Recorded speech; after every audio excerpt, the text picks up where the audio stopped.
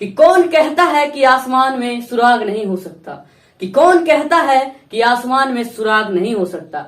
तो क्या है ना, एक पत्थर तो तबीयत से उछालो। आज बात करेंगे उनकी दोस्तों जो पॉलिटिशियन बनने के बाद भी अपने लोगों के बारे में, आम आदमी के बारे में सोचते हैं। दोस्तों पॉलिटिशियन मैं क्यों कह रहा हूं, यहाँ इसलिए कह रहा हूं क्योंकि अक्सर ये इंडिया में देखा जाता है कि अगर कोई नेता है, वो इंडिविजुअल से अगर नेता बन जाता है तो वो अपने लोगों पे ध्यान देना, लोगों के बारे में सोचना बंद कर देता है और सिर्फ चुनाव के वक्त उसे लोगों की याद आती है। दोस्तों आज हम उस शख्सियत की बात करेंगे जो दिल्ली को न्यू दिल्ली बनाया, मॉडर्न दिल्ली और डिजिटल दिल्ली बनाने में अपना अहम योगदान दिया। तो आइए जानते हैं उस शख्सियत के बारे में। दोस्तों ऐसे तो इनकी कई क्रिटिसिज्म होते रहती है इंडियन मीडिया के द्वारा, लेकिन कई इन्होंने काम किए हैं जो आपको और हमें जानने की बेहद जरूरी।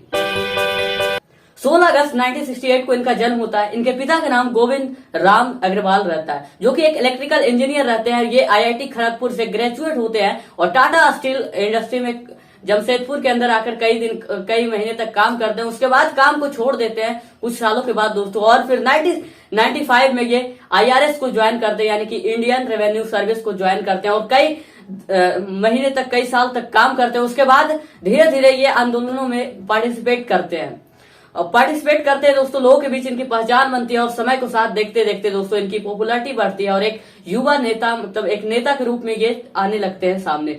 2012 में इन्होंने एक पार्टी बनाया दोस्तों और 2013 के अंदर दिल्ली में जाकर दिल्ली लेजिस्लेटिव असेंबली में अपना इलेक्शन लड़ा दोस्तों, जिसमें इनकी जीत होती है और इन्होंने अपना पहला 49 दिन का सरकार बनाया दोस्तों। So yes guys, I am talking about mister Arvind Kejriwal, the 7th chief minister of Delhi. और आज के इस वीडियो में हम बात करने जाएंगे दोस्तों कि क्या उन्होंने ऐसा तकनीक दिया, क्या क्या वो उनकी 5 अचीवमेंट रही दोस्तों, जिसमें हम उनको मान सकते हैं कि दिल्ली को बदलने में उनका एक बहुत बड़ा योगदान रहता है दोस्तों। तो आज के इस वीडियो में हम दिल्ली के पॉलिटिकल और एजुकेशनल जो रियलिटी है दोस्तों, सिचुएशन है दोस्तों, उसको हम जानने की कोशिश करेंगे और ये भी जानेंगे दोस्तों कि अगर बाकी स्टेट क्यों नहीं आगे आ पाती है, दिल्ली या दोस्तों एजुकेशन के मामले में, इंफ्रास्ट्रक्चर के मामले में, हेल्थ केयर के मामले में दोस्तों दिल्ली के सामने कोई नहीं है, तो क्यों है ऐसा हालात दोस्तों, आइए आज के इस वीडियो में जानने की कोशिश करते हैं दोस्तों।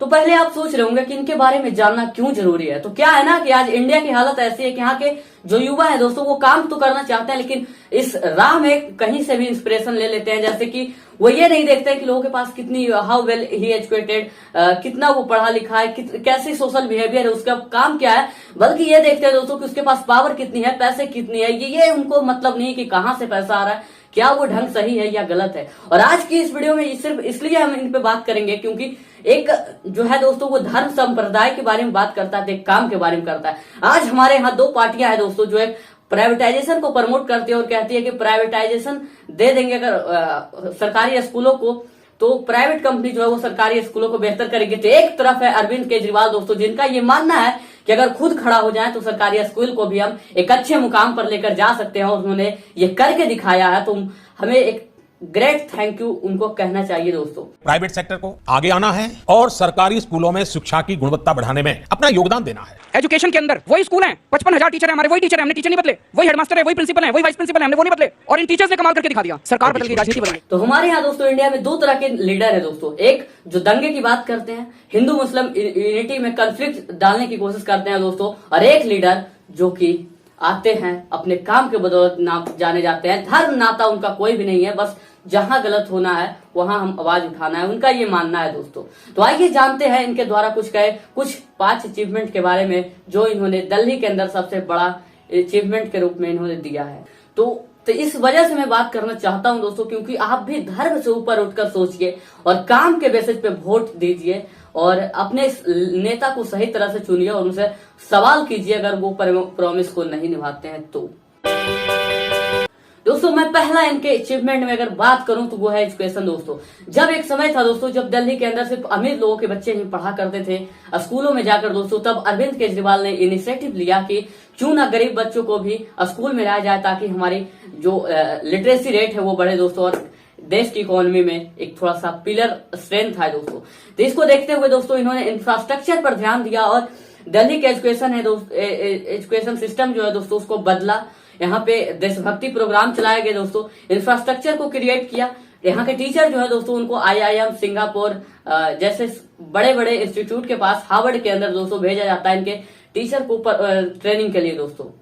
बच्चों को तरह तरह के फैसिलिटी दी जाती है दोस्तों। और आज की हालत ऐसी है कि जितने भी रैंकर बच्चे आते हैं वो ज्यादातर बच्चे दोस्तों सरकारी से होते हैं। और मेरा पर्सनल भी एक दोस्त था दोस्तों वो प्राइवेट स्कूल में पढ़ा करता था, लेकिन वो दिल्ली चला गया और वहां जाकर वो सरकारी स्कूल में पढ़ाई कर रहा है। और उसकी एजुकेशन सिस्टम दोस्तों आज के प्राइवेट स्कूल से बढ़िया है दोस्तों। वहां की फैसिलिटी तो एजुकेशन जो है वो एक बहुत बड़ा उनका अचीवमेंट रहा है दोस्तों। और उन्होंने एजुकेशन बजट को भी डबल कर दिया है 1 साल में ही दोस्तों। आज दोस्तों अगर दिल्ली की बजट की बात किया जाए एजुकेशन पे दोस्तों तो वो है 20%। जो पूरा दिल्ली का बजट है दोस्तों उसका 20% वो खर्च करते हैं एजुकेशन के ऊपर। उन्होंने आज दोस्तों 55 नई तकनीक से स्कूल बनाए हैं, जिनको देखने के बाद आप पता नहीं कर पाएंगे कि ये प्राइवेट स्कूल है या सरकारी स्कूल है। 20,000 से ज्यादा क्लासरूम इन्होंने बनवाए हैं दोस्तों, जो कि एक बहुत बड़ा अचीवमेंट मुझे लगता है। और आज दोस्तों सभी को फ्री एजुकेशन दिया जा रहा है दोस्तों। एजुकेशन 20 से 27% तक बढ़ गई है वहां की बजट दोस्तों एजुकेशन के ऊपर। और समझ सकते हैं दोस्तों कि आज कितनी इनकी पॉपुलैरिटी रही और सफलता को इनको अगर देखें तो महाराष्ट्र सरकार ने ऐसा कहा है कि हम भी दिल्ली के मॉडल को अडॉप्ट करेंगे ताकि हमारे बच्चे भी ज्यादा से ज्यादा फ्री एजुकेशन प्राप्त कर सके दोस्तों। और बेहतर एजुकेशन की अगर बात की जाए दोस्तों तो सिर्फ ये इंफ्रास्ट्रक्चर क्रिएट करने से नहीं हुआ, बल्कि इन्होंने अपने टीचर को IIM में भेजा। वही प्रिंसिपल है दोस्तों, वही टीचर है, वही वाइस प्रिंसिपल, वही हेडमास्टर है, लेकिन उसको ट्रेनिंग के लिए दोस्तों IIM भेजा। उनको ऑनलाइन क्लासेस दी गई दोस्तों। सिंगापुर भेजा गया दोस्तों। हार्वर्ड के अंदर जाकर टीचर की ट्रेनिंग करवाई गई। और तब जब टीचर आए दोस्तों तो एक एनर्जी के साथ आए और जो उन्होंने करके दिखाया दिल्ली के अंदर वो काबिलियत तारीफ है उन सारे टीचर के लिए भी दोस्तों। दूसरा जो इनकी अचीवमेंट है दोस्तों वो है हेल्थ केयर फैसिलिटी के अंदर दोस्तों। इन्होंने जहां गरीब लोगों को लाइन में लगना पड़ता था दोस्तों अपने इलाज करवाने के लिए, महंगी रुपयों का दवाइयां खरीदनी पड़ती थी दोस्तों, और पैसे के बिना पर जब जान चली जाती थी तो इन्होंने इनिशिएटिव उठाया दोस्तों। और क्या है ना कि इन्होंने 3 टियर मेडिकल सिस्टम लाया, जिसमें दोस्तों इन्होंने मोहल्ला क्लिनिक, पॉली क्लिनिक और हॉस्पिटल की बात की जाए। अगर मोहल्ला क्लिनिक की बात की जाए दोस्तों कि थोड़ा मोड़ा अगर है सर्दी जुकाम बुखार, अगर कुछ डायग्नोस्टिक टेस्ट करवाने हैं दोस्तों तो वो मोहल्ला क्लिनिक में जाएगा। फिर पॉली क्लिनिक आता है दोस्तों जहां पे उससे थोड़ा सा क्रिटिकल जाते हैं दोस्तों। और जो लास्ट आता है हॉस्पिटल दोस्तों वहां क्रिटिकल, जहां पेशेंट की मृत्यु होने की चांसेस ज्यादा बढ़ जाते हैं दोस्तों, वो हॉस्पिटल में जाकर अपना फ्री इलाज करवा सकते हैं। फ्री मेडिसिन, फ्री टेस्ट, सारी चीज दिल्ली के अंदर फ्री करवा दिया गया है दोस्तों। और दोस्तों ये हॉस्पिटल का मॉडल इतना सक्सेसफुल रहा दिल्ली के अंदर की UN के फॉरम सेक्रेटरी ने दोस्तों इसकी तारीफ की।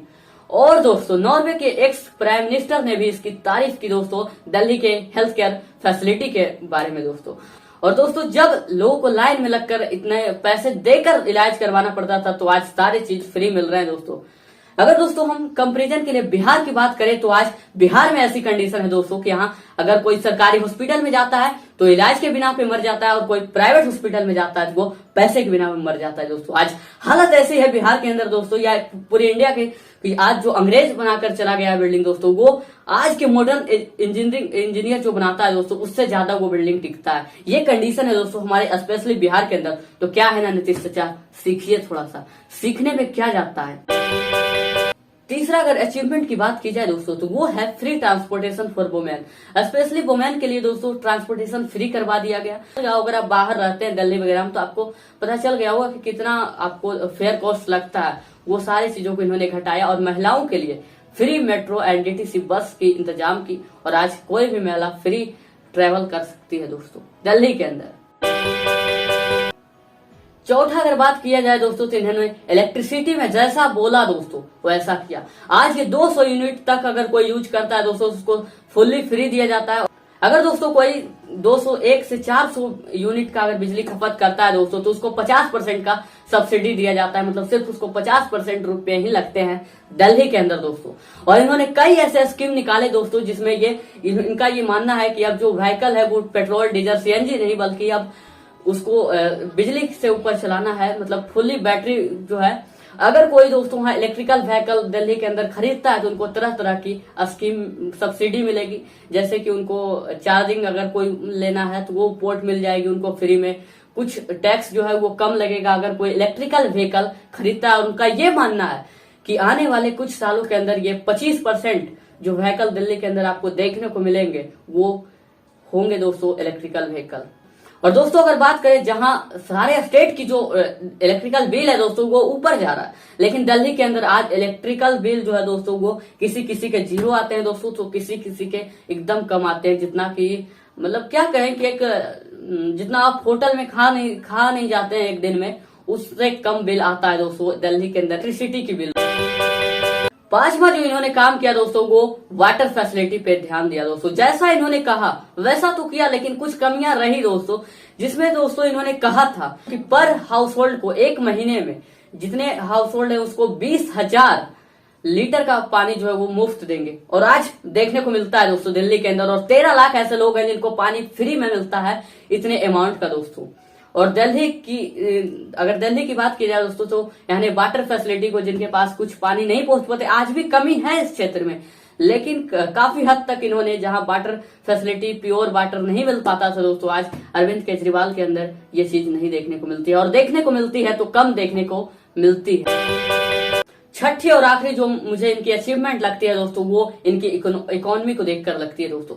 जहां हमारे पूरे देश की इकोनॉमी नीचे गिरती जा रही थी दोस्तों, और जा रही है, लॉकडाउन के अंदर बात की जाए तो सारे देश की इकोनॉमी जो है वो नीचे क्रैश हो रही थी, लेकिन दिल्ली के अंदर दोस्तों जो जीडीपी है उसकी वो 7.5% से बढ़कर दोस्तों 8.5% से ऊपर चला गया। तो समझ सकते हैं यहाँ पे इकोनॉमिक ग्रोथ किस तरह से देखने को मिला है दिल्ली का। और आज दोस्तों ऑन एन एवरेज दोस्तों जितना एक समान इंडियन कमाता है, मतलब बात की जाए अगर बिहार का है, दिल्ली का, मतलब दिल्ली के अलावा दोस्तों जितने भी स्टेट का अगर इंडियन है वो उतना कमा पाता है दोस्तों, उससे 3 गुना ज्यादा एक दिल्ली में रहने वाला इंसान कमाता है दोस्तों। और ये एक रिपोर्ट बताती है दोस्तों, समझ सकते हैं।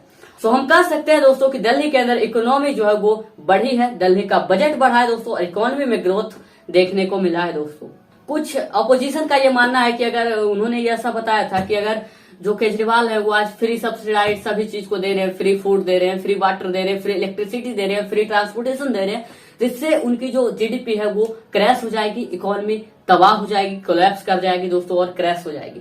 लेकिन ये एक्चुअली में ये देखने को मिला ही नहीं दोस्तों। और आज दिल्ली की हालत ऐसी है कि जहां पूरे देश की इकोनॉमी नीचे जाती है दोस्तों, दिल्ली की इकोनॉमी ऊपर जाती है और सरप्लस इकोनॉमी देखने को मिलता है दिल्ली के अंदर दोस्तों। और इसके पीछे अगर अरविंद केजरीवाल से सवाल किया जाता है कि आखिर ऐसा क्यों है, ऐसा कैसे है कि सारे अपोजिशन जहां आपके खिलाफ थे आज आपने सरप्लस इकोनॉमी को बढ़ा दिया, तो उनका ये मानना है कि हमने करप्शन को कम कर दिया। उनका ये मानना है कि हमने एफिशिएंट लोगों को बैठाया है जिससे कि करप्शन कम से कम हमने कर दिया है, और करप्शन कम है तो हम फ्री सब्सिडाइज सभी चीजों को एक आम आदमी तक पहुंचा पाते हैं, ये उनका मानना है। और भी दोस्तों कई ऐसे इनिशिएटिव इन्होंने उठाए, जैसे कि दोस्तों वुमेन सेफ्टी के ऊपर दोस्तों, पॉल्यूशन के ऊपर दोस्तों, फ्री वाईफाई हॉटस्पॉट के ऊपर, जिनकी मैं चर्चा नहीं करना चाहता हूं क्योंकि सबको पता है ये सब बात है, मिलती है मतलब। और ट्रांसपोर्टेशन पर भी जो इन्होंने फ्री सब्सिडाइज किया दोस्तों वो काबिलियत तारीफ है, और भी कई इनके अचीवमेंट है दोस्तों। और इन्होंने पॉल्यूशन के बारे में अगर बात की जाए तो इन्होंने देश का पहला स्मोक टावर जो है वो दिल्ली के अंदर सेटअप किया, जो कि पॉल्यूशन को कम कर सकता है दोस्तों। ऑड इवन रूल इन्होंने अप्लाई किया, लेकिन एक हद तक ही किया दोस्तों।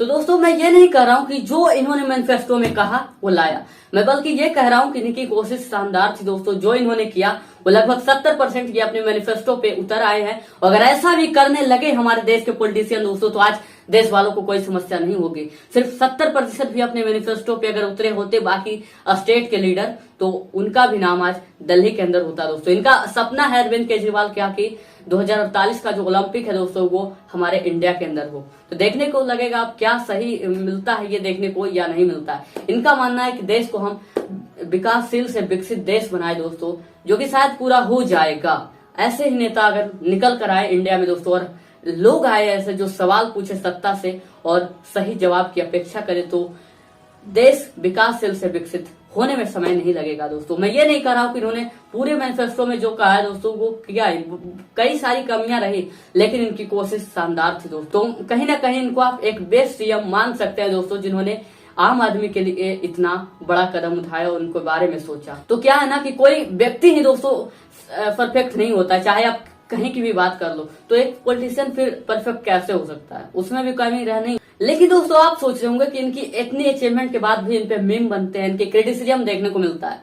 तो हाँ, इसका भी रीजन है दोस्तों कि पहला तो ये रीजन है ना कि जब देखिए आप अगर रूलिंग पार्टी में है और आपका अगर क्रिटिसिज्म अपोजिशन करे दोस्तों, तो आप समझिएगा कि आप में प्रॉब्लम है।